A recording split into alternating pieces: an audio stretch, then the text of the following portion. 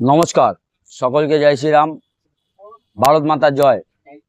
আমি দীপ সরকার। এই বাংলায় যে অত্যাচার হচ্ছে বা যেভাবে নারীদের উপরে অত্যাচার চলছে এই শাসন দল বা এই শাসক দলের নেতৃত্বে, তার বিরুদ্ধে আজকে আমি কিছু কথা বলতে এসেছি, যাতে আমাদের এই বাংলার মা বোনেরা সকলে যেভাবে এক হয়ে রাস্তায় বেরিয়েছেন, আগামী দিনে এই আন্দোলনে আমাদের অভয়া দিদির এই ধর্ষণ কাণ্ডে যাতে সমস্ত দোষী শাস্তি পায়, সেই জন্যই আজকে আমার এই লাইভে আসা। তো সকলের কাছে সবার প্রথমে একটাই কথা বলি, আমার লজ্জা লাগে, আমি এই কলকাতার একজন নাগরিক। এটা আমার সব থেকে বড় দুর্ভাগ্য। কেন জানেন? আজকে বাংলার মতন জায়গায়, এই কলকাতার মতন জায়গায়, যেখানে দেশ বিদেশে কলকাতার নাম না হয়, কলকাতায় আজকে যেখানে নেতাজি সুভাষচন্দ্র বোস, ক্ষুদিরাম বোস, শ্যামাপ্রসাদ মুখার্জি, এদের মতন বিবেকানন্দ, এদের মতন লোকরা আজকে দেশ স্বাধীন করে গেছে, এই পশ্চিমবাংলার লোকরা, আজকে সেই পশ্চিমবাংলা যেখানে মা সারদা দেবী থাকতেন, আজকে সেই পশ্চিমবাংলা যেখানে মা কালীকে পুজো করা হয়, মা দুর্গাকে পুজো করা হয়, মা লক্ষ্মীর পুজো করা হয়, আর সেই পশ্চিমবাংলায় নারীদেরকে ইজ্জত নিয়ে খেলা হয়।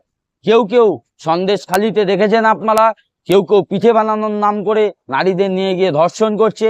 আবার আজকে আমরা দেখলাম এই আরজিকর হসপিটালে, যেটি সরকারি হসপিটাল, যেখানে রাজ্য সরকারের একজন গুন্ডা, মগজ, মদখোর, মাতালখোর একজন ব্যক্তি, তার নাম আমি মুখে আনতে চাই না, কিন্তু এরকম একজন ব্যক্তিকে যদি প্রিন্সিপাল করা হয়, সে প্রত্যেকটা অর্থনীতি থেকে শুরু করে সেক্সুয়াল যত রকমের ওখানে টর্চারিং আছে, সেগুলো আপনারা অডিও পাচ্ছেন, ফেসবুকেও পাচ্ছেন, সেগুলো শুনতেও পাচ্ছেন। আগামী দিনে আরো প্রমাণ আসবে।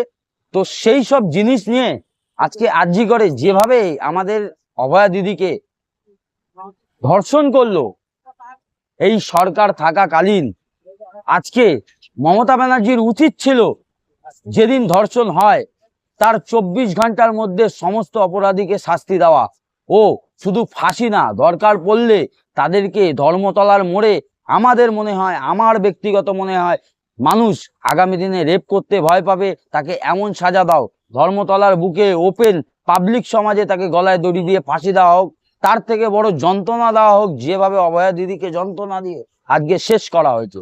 কিন্তু আজকে বাংলার শাসক দল পুরো চুপ।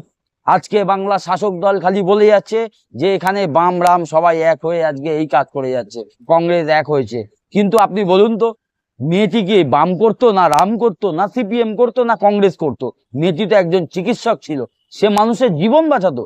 আজকে আপনারা ভাবুন তো, আপনার ঘরে মা বোনরা আছে যারা নার্সের ট্রেনিং করতে যাচ্ছে, ডাক্তারি করতে যাচ্ছে, আজকের ডেটে আপনি কি সেই সুরক্ষাভাবে আছেন? আপনি কি ভাবতে পারেন যে আপনার মেয়ে রাত্রির সন্ধ্যে 10টার পরে কোনো অফিসে চাকরি করলে সেখানে সুরক্ষিত থাকবে না? আপনি সেই ভয়ে ভয়ে হয়তো আপনি অসুস্থ হয়ে যাচ্ছেন। আগামী দিনে হয়তো আমাদের সমাজে মমতা ব্যানার্জি মুখ্যমন্ত্রী, যিনি, যাকে 2010 সালে সমস্ত বাংলার মানুষ এক হয়ে আন্দোলনে নেমে সেই 34 বছরের সিপিএম কে সরিয়েছিল, তখন সেই সেন্ট্রালে এই নরেন্দ্র দামোদর মোদী ও অটল বিহারী বাজপেয়ীর মতন লোকরা বলেছিল যে বাংলার একজন বাঘিনী। আজকে বাঘিনীকে দেখা যাচ্ছে, বাঘিনী শিকার, শুয়োরকে করার জায়গায় বাঘিনী শিকার করছে কাদের? যে বাঘিনীকে যারা, যে সমাজ, যে বাঙালিরা আশ্রয় দিয়েছিল, যে বাঘিনীকে বাঘিনী পরিচয় দিয়েছিল, আজকে সেই বাঙালির মা বোনেদের ইজ্জত নিয়ে খেলা করছে এই সরকার। আপনি বলুন তো, আজকে অভয়া দিদি মরা 3 ঘন্টা পরে কি জন্য এফআইআর হলো? পুলিশ কি কাজটা করছে? আজকে রাস্তায় যদি আপনি গাড়ি নিয়ে বেরান, একটা সিগন্যাল ব্রেক হলে 10 মিনিটের মধ্যে আপনার কাছে এসএমএস চলে আসে, বা কোনো পুলিশ আপনাকে ধরে ফেলে। একটা যদি পাড়ায় চুরি হয়, তার পুলিশ ওখানে চোর ধরতে তাড়াতাড়ি তৎপরতা দেখায়, আর একটা এত বড় ধর্ষণ কাণ্ড হয়ে গেল, গোটা বাংলার মা বোনেরা রাস্তায় নেমে পড়লো, রাতারাতি ধর্না বসে গেল। কিন্তু আজকে সেই পুলিশ কি করলো? 3 ঘন্টা ধরে, মরার 3 ঘন্টা পরে এফআইআর করেছে। কেন?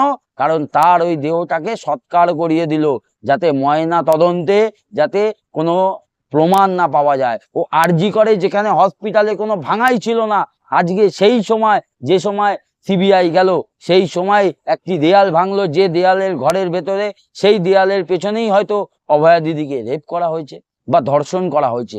আমি বলবো না রেপ, কারণ মার্জনা করবেন, এই কথাটি খুব খারাপ লাগে, হয়তো আমিও বলছি, আমার ঘরেও মা বোন আছে, এটা হয়তো আমার ঘরে হলে আমারও খুব কষ্ট হতো, খারাপ লাগতো। তাকে যেভাবে ধর্ষণ করা হয়েছে, আমি ও আমার এই বাংলার সমস্ত জনগণ আজকে এক হয়ে আমরা বিচার চাই। বিচার আপনাকে দিতে হবে। যদি আগামী 26 তারিখের মধ্যে সঠিক বিচার না পায়, তাহলে মমতা ব্যানার্জি আপনি জেনে রাখুন, আগামী 27শে আগস্ট আপনার নবান্নতে আমি আসছি, আমার সাথে গোটা বাংলার মা বোনেদেরকে নিয়ে আসছি।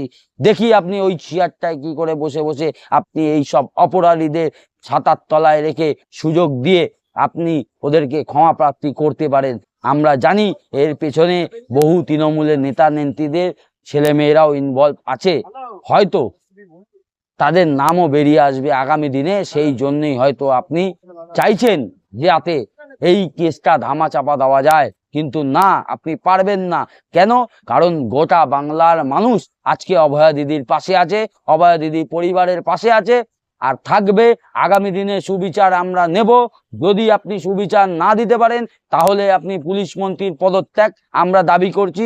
আপনাকে 26 তারিখের মধ্যে যদি আপনি না করতে পারেন, ওপেন চ্যালেঞ্জ 27 তারিখের মধ্যে আমরা বাংলার সমাজ, বাংলার যুব সমাজ, ছাত্র সমাজ, ডাক্তার, উকিল, ব্যারিস্টার, মিডিয়া সবাই মিলে রাস্তায় নেমে সেই দিন, যদি আপনার পুলিশ আমাকে গুলি করে করবে, কিন্তু আমি আপনাকে কথা দিয়ে গেলাম সেই দিন আপনার ওই নবান্নর সামনে দাঁড়িয়ে থেকে ধর্নায় বসে আপনার পদ থেকে পদত্যাগ করিয়ে, তাহলেই আমি ভারতবর্ষে এই বাংলায় শ্যামাপ্রসাদ মুখার্জির বাংলাকে আমি আবার স্বাধীন করে দেখাবো। আমি গোটা বাংলাকে নিয়ে আসছি। আমি কে ও বাংলা কি আপনাকে 27 তারিখেই বোঝানো হবে। আপনার ওই 14 তলার নবান্ন থেকে আমি লাখো সংখ্যক লোককে নিয়ে আপনার ওখানে ধর্নায় বসবো। দেখি আপনি কি করে বিচার না দিয়ে আমার অভয়া দিদি ও আমার বাংলার মা বোনেদের, যদি কণ্ঠস্বর আপনার ওই নবান্নতে হিলে না গেছে, আমি আপনাকে চ্যালেঞ্জ করলাম, আপনাকে আগামী 27 তারিখের মধ্যেই আপনার পদত্যাগ করতে হবে, করতে হবে। আজকে পশ্চিমবাংলায় বাঙাল ও ঘটি সবাই একে একে কাঁধের উপরে কাঁধ মিলিয়ে জাস্ট ফর জাস্টিস এই কথাটাই বলছে। উই আর জাস্টিস, আমিও বলছি। আর আগামী 27 তারিখ দেখা হবে মুখোমুখি আপনার সাথে আমার, শুধু আমার না, আমার পেছনে আগামী 27 তারিখে লক্ষাধিক মানুষকে নিয়ে আমি আপনার ওই নবান্ন ধর্নায় যাচ্ছি। এই কথা বলে আপনাকে চ্যালেঞ্জ ছুড়ে রাখলাম, আপনিও বাঁচুন। দেখুন আপনি বিচার দেবেন না পদত্যাগ দেবেন। জয় শ্রীরাম।